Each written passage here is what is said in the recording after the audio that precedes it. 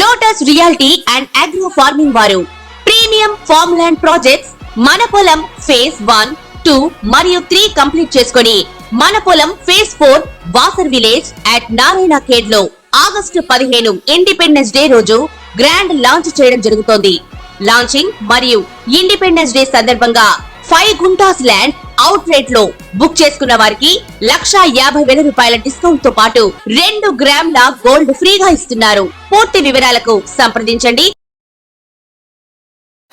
ఓం మహాగణాధిపతయే నమః. ఓం గురుభ్యో నమః. ఓం శ్రీమాత్రే నమః.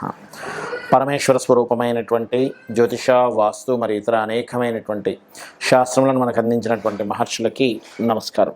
హయగ్రీవ హయగ్రీవ హయగ్రీవేతి యో వధేత్తస్య నిస్సరతే వాణి జహ్నుకన్యా ప్రవాహవత్.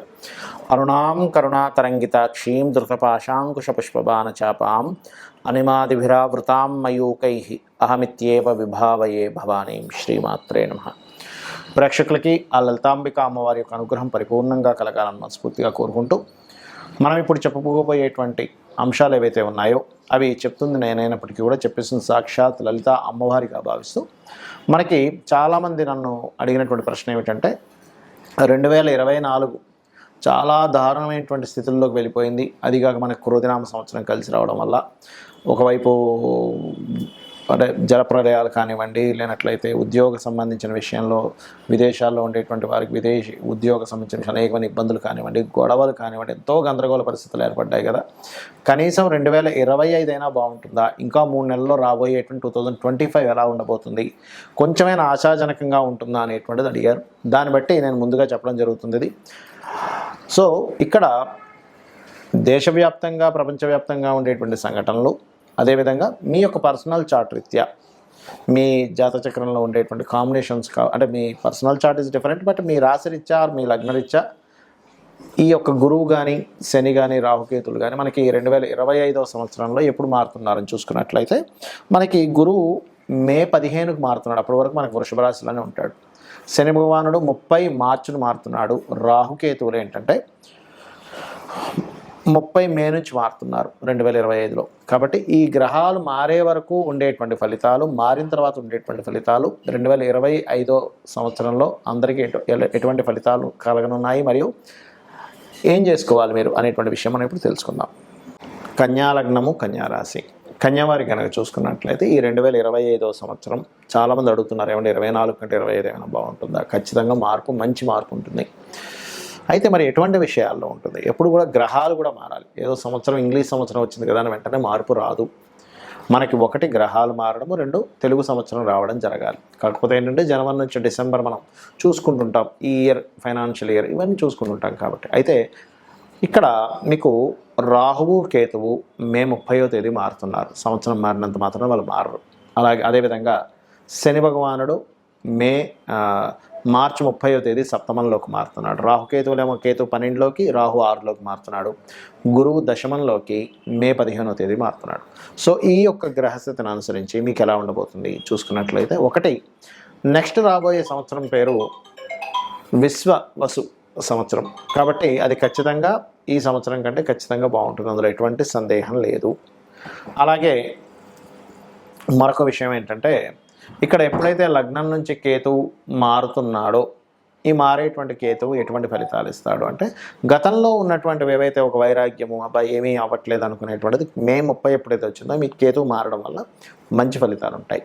కాకపోతే కేతువు ఇక్కడ మనకి లగ్నం నుంచి మారి 12వ స్థానంలోకి వెళ్తున్నాడు. కాబట్టి ఏదైనా మెడికల్ రిలేటెడ్ వాటి మీద ఇన్వెస్ట్మెంట్ చేసేటప్పుడు, లేదా తండ్రి గారి ఆస్తికి సంబంధించిన విషయంలో ఏదైనా ఇన్వెస్ట్మెంట్స్ చేసేటప్పుడు కొంత ఇన్వెస్ట్మెంట్స్ విషయంలో కొంచెం జాగ్రత్తగా ఉండాలి. 12లో కేతు వెళ్తున్నాడు కాబట్టి మే 30వ తేదీ నెక్స్ట్ ఇయర్ నుంచి, ఇప్పుడు కాదు, బాగా గుర్తుపెట్టుకోండి. బట్ ఈ ఇయర్ కంటే నెక్స్ట్ ఇయర్ మాత్రం ఖచ్చితంగా ఇంప్రూవ్మెంట్స్ ఎక్కువ ఉంటాయి విశ్వవసు సంవత్సరం నుంచి.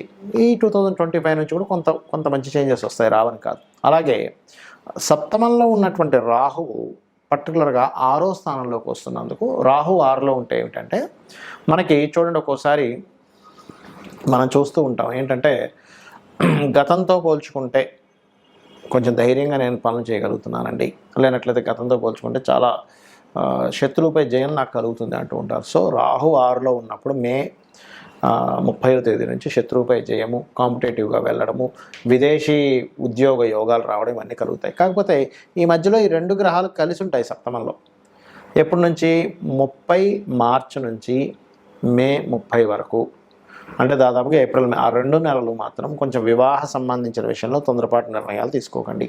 కాకపోతే ఆ టైంలో కొంతవరకు ప్రేమ వ్యవహారాలు, ప్రేమ వివాహాలకు సంబంధించిన విషయంలో కొంత ముందుకు కదులుతాయి విషయాలు. ఆ శని రాహులు 2 సప్తమంలో కలిసి ఉండడం వల్ల, అది కూడా విదేశాల్లో ఉండేటువంటి వారితో ఏదైనా ప్రేమ సంబంధించిన కలగడము, వాళ్ళని వివాహం చేసుకుని ఇటువంటివి ఉంటాయి.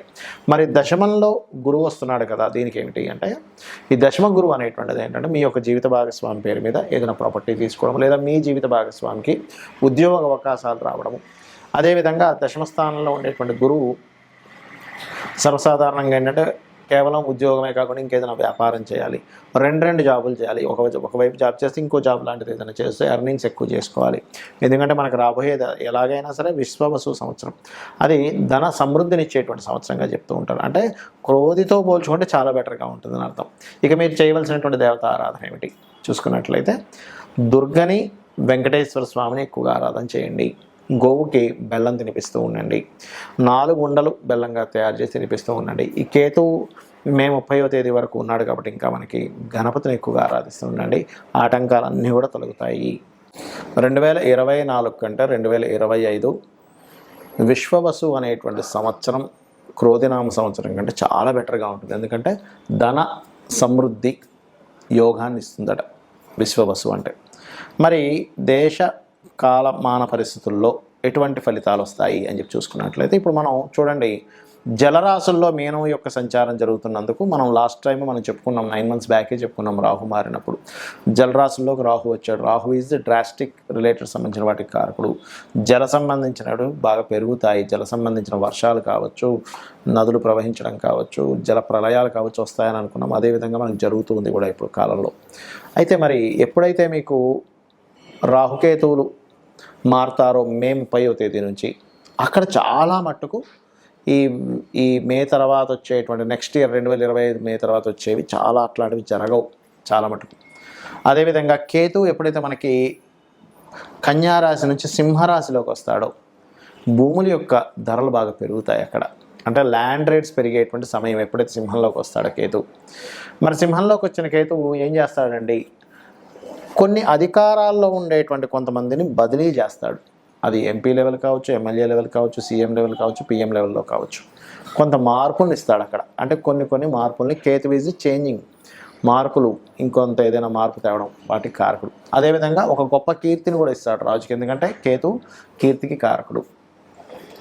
మరి శని భగవానుడు మీనరాశిలోకి వెళ్తున్నాడు. ఇక్కడ బాగా అర్థం చేసుకోండి, రాహు ఎప్పుడైతే మీనరాశిలో ఉన్నాడో కొన్ని ధర్మ సంబంధించినటువంటి విషయాలు అనేకమైనటువంటి ఘర్షణలు తీసుకొచ్చాడు. శని వచ్చినప్పుడు ఏమవుతుందంటే అటువంటి ఘర్షణలు అవుతుంటాయి, కానీ కొంత ధర్మబద్ధంగా, అంటే ధర్మ కర్మాది యోగం ఏర్పడుతుంటుంది ఎప్పుడు శని గన గురు రాశుల్లోకి వెళ్ళినప్పుడు. కొన్ని ధర్మ సంబంధించినటువంటి విషయాల్లో రాహు ఎటువంటి, ఎందుకంటే శనివత్ రాహు, కుజవత్ కేతు అంటూ ఉంటారు. రాహు ఎటువంటి ఫలితాలను ఇస్తూ వచ్చాడో, ఈ శని మీనరాశిలో ఉన్నప్పుడు ఏంటంటే ఎక్కువగా, అంటే వర్షాలు పడవు కానీ కొంచెం ఎక్కువగా ఎండ తక్కువగా ఉండడం, ఆ 2.5 సంవత్సరాలకు అసలు మబ్బు బట్టి ఎక్కువగా ఉండడం, ఇట్లాంటివి కూడా కొంత జరుగుతూ ఉంటాయి. అంటే చల్లదనం, కోల్డ్నెస్ పెరుగుతూ ఉంటుంది. ఎందుకంటే జలరాశుల్లోకి వెళ్ళిన శని కదా, కోల్డ్నెస్, మీకు కొన్ని దేశాలు మంచు ఎక్కువ పట్టడం కానీ, అదేవిధంగా అబ్బాయి ఎండాకాలం ఎందుకని ఎండ అంతగా ఎక్కువ కనిపించట్లేదు ఏంటి అనుకోవడం కానీ, ఇట్లాంటివి ఎక్కువ జరుగుతూ ఉంటాయి. ఎందుకంటే ఇక్కడ ఇది ఒకటే కారణం కాదు, కేతువు కూడా సింహరాశిలోకి ఎంటర్ అవుతున్నాడు. అంటే రవి ప్రచండంగా వచ్చేటువంటి దానికి కేతువు ఎప్పుడైతే ఉన్నాడో మీరు గమనించవచ్చు, ఈ మీనరాశిలో 2.5 సంవత్సరాలు ఉండే శని, సింహరాశిలో సంవత్సరాలు ఉండేటువంటి కేతువు ఈ ఫలితాలు ఇస్తూ ఉంటాడు. మరి ఈ యొక్క ఫలితాల్లో చాలామందికి డేట్ ఆఫ్ బర్త్లు ఉండవు, ఎందుకంటే వాళ్ళ పర్సనల్ చార్ట్ బట్టి లగ్నము, ధనస్థానము, ప్రయత్నస్థానము, వివాహ స్థానం కావచ్చు, గృహయోగం కావచ్చు, ఇవన్నీ మీ పర్సనల్ చార్ట్లో ఉంటాయి. మీ పర్సనల్ చార్ట్లో ఉన్నటువంటిది ఎక్కువ ప్రభావం చూపిస్తుంది. గుర్తుపెట్టుకోండి, ఏలినాటి శని వచ్చిందని, అష్టమ శని, అర్ధాష్టమ శని భయపడకండి. మీ personal chart is most important. మరి పర్సనల్ చార్ట్ కూడా తెలియని వారు ఏం చేసుకోవాలి, ఈ 2025 సంవత్సరం అన్ని విధాలా బాగుండాలంటే మీరు ఆరాధన చేసుకోవడం, గణపతి యొక్క ఆరాధన చేసుకోండి. ఎక్కువగా గణపతిని ఎక్కువగా ఆరాధించండి, సూర్యుడిని, గణపతిని ఎక్కువ ఆరాధించండి. సేవలు, ఎందుకంటే 12వ స్థానంలో శని వెళ్ళి గురువు రాశిలో న్యాచురల్ 12th హౌస్లో ఉన్నాడు కాబట్టి మీకు దగ్గరలో ఉండే ఆలయాల్లో నూనెని దానంగా ఇస్తూ ఉండండి. నూనెని లేదా బెల్లంతో చేసిన పదార్థాన్ని ప్రసాదంగా ఇస్తూ ఉండండి. అలాగే మరొకటి ఏంటంటే, మీరు ఏ బిజినెస్లు చేస్తున్నా కాస్త టెక్నాలజీతో కనెక్టివిటీ ఉండేలాగా మీరు ప్రయత్నం చేయండి. బాగా గ్రోత్ ఉంటుంది. ఎందుకంటే రాహు 11లో న్యాచురల్ 11th హౌస్లో సంచరించేటువంటి సమయము కాబట్టి ఇవి చేయండి, ఖచ్చితంగా మీకు బాగుంటుంది.